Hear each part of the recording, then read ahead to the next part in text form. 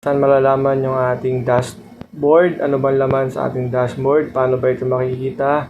Ano ba yung meron sa loob nito?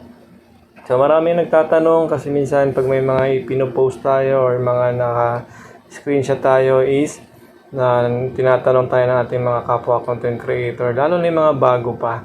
So unang-una gagawin natin guys, punta lang tayo sa ating Facebook and then click natin yung ating profile picture.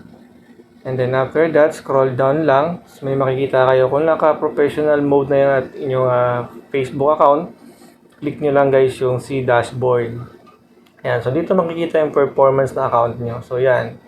So, proud to say na naka-green yung ating dashboard mga idol. So, ito yung mga list na kailangan na pinapagawa sa atin ni Facebook. So, meron dito invite. So, sign up, get meta verified. So, ito guys, huwag nyo nang gawin yan kasi medyo may bayad po ito, no? And then, dito daw, nakalagay dito, respond daw doon sa 50 comments. So, nagawa na natin yan. Then, scroll down natin, makikita natin yung mga tools. So, meron ditong monetization, fan engagement, profile recommendation, payout, moderation assist. Pag click mo tong see more, meron pa sa ilalim na comments manager, ad center, events, and so on and so forth guys. So dito, sa monetization, so ang laman yan, pag kinlik mo yung monetization na yan, so yan yung mga tools guys, no, sa ating professional mode na account. So pag kinlik mo yung monetization, tingnan natin kung anong laman yan. So yan yung mga tools natin. So dito, ang available pa lang natin is stars. Then not yet eligible pa tayo sa ads on reels, bonuses, in-stream ads, subscription yan. So once guys na yung mga araw na yan is nalipat yan dito. Yung mga tools na to na not yet eligible is malilipat yan dito sa ibabaw pagka ikaw ay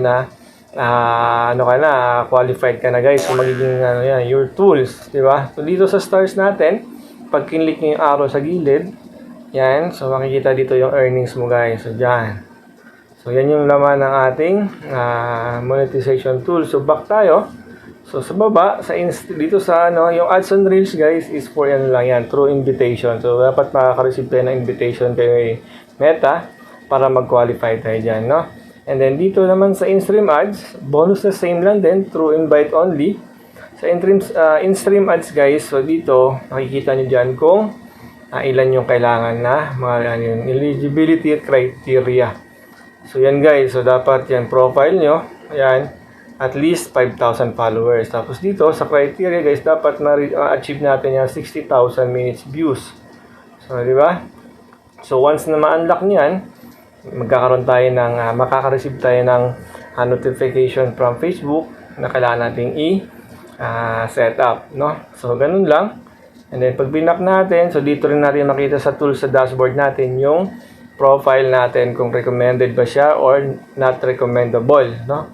So click natin yung profile recommendation guys. Dito makikita mo yung inyong account kung yung profile mo kung recommendable guys, yung ganyan. So, di ba? So hindi pa alam kung paano ito ma-access. So ganun lang kadali. Yan. So same with sa payouts natin guys. Dito rin nakalagay kung naka-set up na yung payouts mo. So, ganito rin. Makikita mo dito yung earnings mo ng mga previous pa. No? So, hindi pa pumapasok dito guys yung August natin na meron na tayong $7 ba yan? Mag-8 na. So, yun. So, sana, sa mga hindi pa alam to kung paano ginagawa, sana nakatulong ang video ito. So, kung nakatulong ang video ito sa iyo mga idol, huwag mong kalimutang mag-follow, like and share, comment na rin. Mag-iwan ka ng comment dyan sa comment section para ma-resbakan kita at makabawi, mapanood ka rin yung mga videos mo. So, yun lang. Bye-bye and God bless.